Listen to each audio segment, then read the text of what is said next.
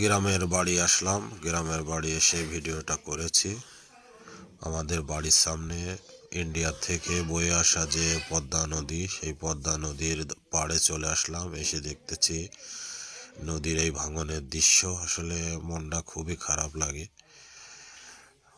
কত দূরে ছিল, অনেক প্রায় ৫-৭ কিলো দূরে ছিল এই নদী। সেই নদী এখন আমাদের গ্রামের সাথে চলে এসেছে। নদী ভাঙনের অবস্থা খুবই ভয়াবহ অবস্থা। এই যে দেখেন, সরকার থেকে কিছু ব্লক দিতেছে, ব্লক ফেলতেছে। এটা যদিও স্বল্প পরিসরে, এভাবে অবশ্য ব্লক ফেললে কিছুই হবে না। ব্লক ফেলতে হবে, অনেক ব্লক ফেলা লাগবে। নদীর পাশে টিবাদ দিতে হবে, তবেই হয়তো আমাদের গ্রাম রক্ষা পাবে। সব মিলে নদী ভাঙনের অবস্থা খুবই খারাপ। যদিও এখন শুকনো মৌসুম, বর্ষার সময় নদী অনেক ভাঙে। তো এই দেখেন কিভাবে মাটি ভেঙে নেমে যায়, পাড় ভেঙে নেমে যায়। সব মিলে অবস্থা খুবই একটা জটিল অবস্থা। আমার ভিডিওটা কেমন হয়েছে সবাই কমেন্টস করে জানাবেন, এবং ফলো এবং লাইক কমেন্টস করে সবাই পাশে থাকবেন আশা করি। এটা আসলে আমাদের গ্রামের একদম সাথেই, আমাদের বাড়ির থেকে অবশ্য নদী বেশি দূরে না, হয়তো ৫-৭০০ মিটার দূরে আমাদের বাড়ি থেকে নদীর অবস্থা খুবই খারাপ অবস্থা। এখন শুকনো মৌসুম, যদিও নদী এখন কম ভাঙতেছে।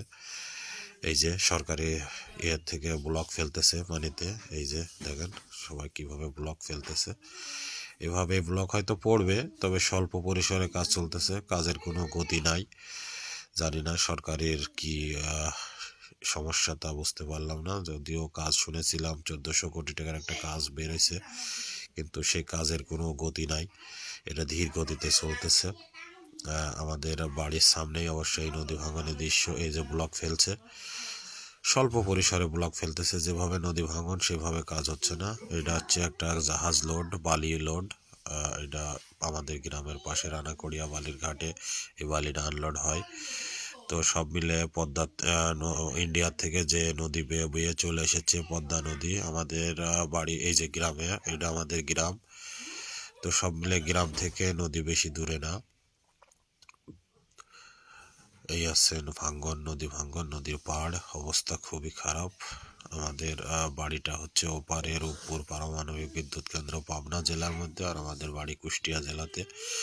তো সব মিলে আমাদের কয়েকটা ইউনিয়নের অবস্থা খুবই খারাপ অবস্থা। এমন ভাঙন শুরু হয়েছে, পাশেই হাইওয়ে রোড আছে।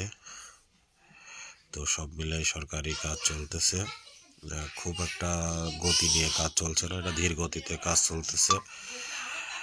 জানি না আমার ভিডিওটা আপনাদের কাছে কেমন লেগেছে তা জানি না, তবে কমেন্টস ফলো দিয়ে পাশে থাকবেন। অবশ্যই কমেন্টস করে জানাবেন আমার ভিডিওটা কেমন হয়েছে। আপনাদের ভালোবাসা, আপনাদের সহযোগিতা নিয়েই এগিয়ে যেতে চাই।